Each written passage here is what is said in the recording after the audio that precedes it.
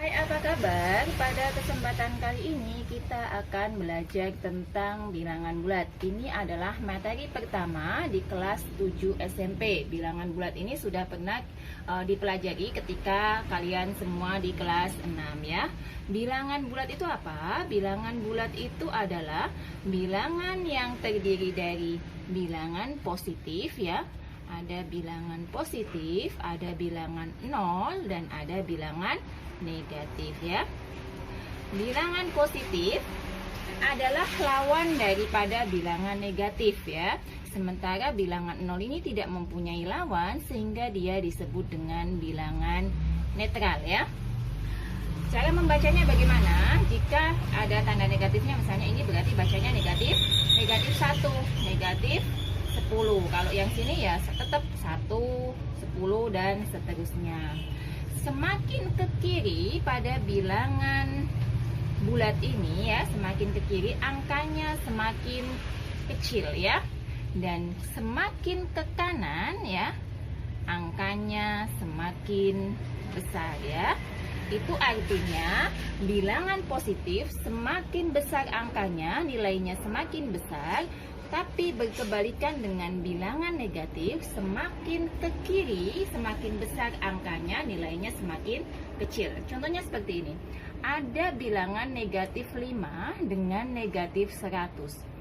Negatif 5 dengan negatif 100, mana yang lebih besar ya? Jadi pada bilangan negatif ya, angka yang semakin besar nilainya adalah semakin kecil. Sehingga negatif 5 lebih besar dari negatif 100. Bedanya dengan pada bilangan positif adalah angkanya semakin besar, nilainya semakin besar. Jadi 5 lebih kecil dari 100 ya. Baik, kita akan belajar operasi penjumlahan, pengurangan, perkalian, dan pembagian pada bilangan bulat ya. Kita ulas kembali. Penjumlahan ya. Nah, ini di kelas 6 kita sudah pernah belajar, jadi kita hanya mengingat. Misalnya di sini saya mempunyai contoh beberapa soal ya.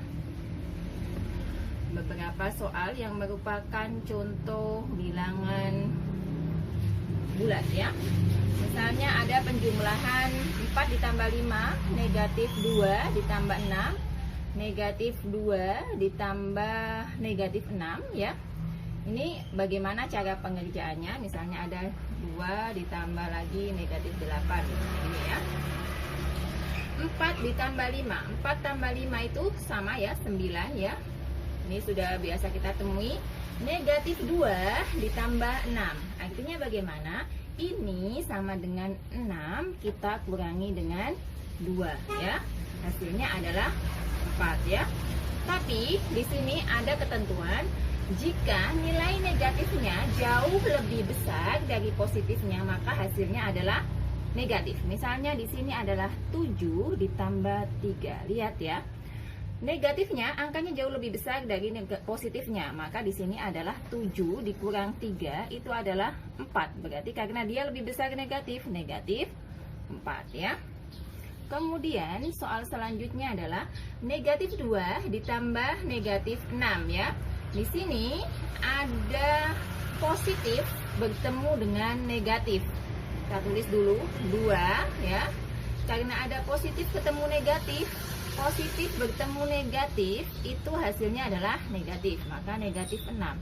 Artinya kita punya hutang 2, kemudian hutang kita nambah lagi 6. Artinya hutang 2, hutang lagi 6. Artinya hutang kita kan makin banyak, berarti itu sama dengan 2 ditambah 6, hasilnya adalah negatif 8.